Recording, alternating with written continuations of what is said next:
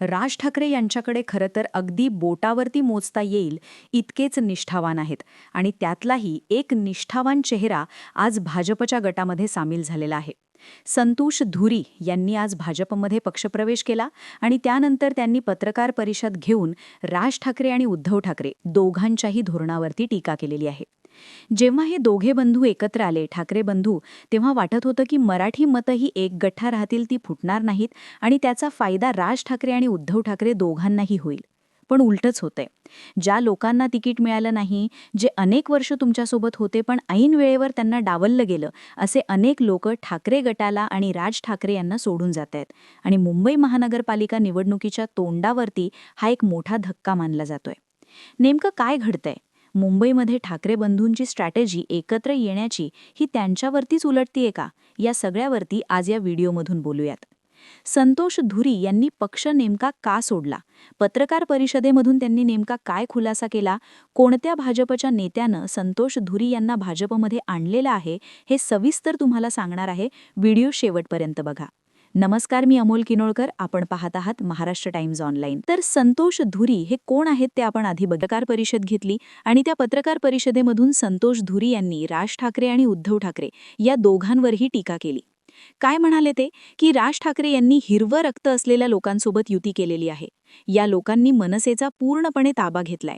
राज ठाकरे यांनी आमचा पक्ष त्यांच्यासमोर पूर्णपणे सरेंडर केलेला आहे. कोणासमोर? उद्धव ठाकरेंच्या समोर.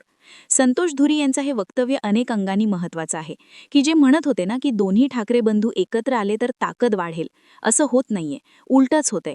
जे निष्ठावान आहेत, ज्यांना डावललं गेलंय, ती लोकं आता मनसे असतील किंवा ठाकरे गटाकडून सुद्धा हे होतंय, तिकडची ही लोकं सोडून जात आहेत.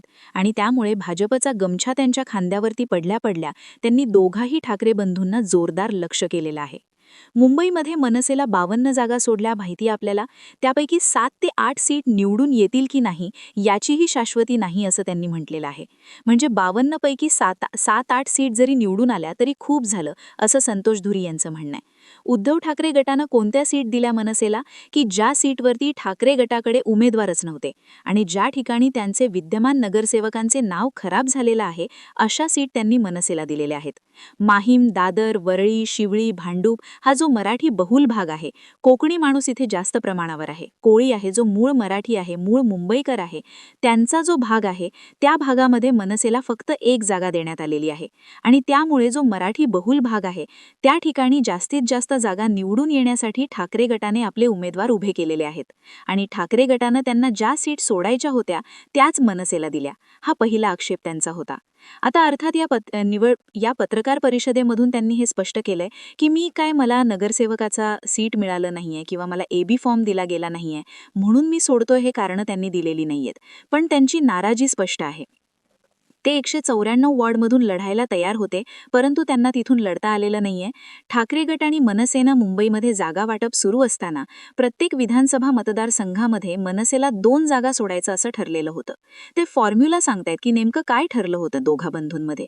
आणि दादरमधल्या वॉर्ड क्रमांक 190 आणि 192 आपल्याला मिळणार नाहीत, असं नितीन सरदेसाई यांनी सांगितलं. की दादरमधले हे जे 2 वॉर्ड आहेत, मराठी बहुल वॉर्ड आहेत, 190 आणि 192, ते मनसेला मिळणार नाहीयेत. नितीन सरदेसाई यांनी जेव्हा हे संतोष धुरी यांना सांगितलं, तेव्हा संतोष धुरी यांनी सांगितलं की मग मला मोकळं करा, मला आता नाही राहायचं पक्षामध्ये.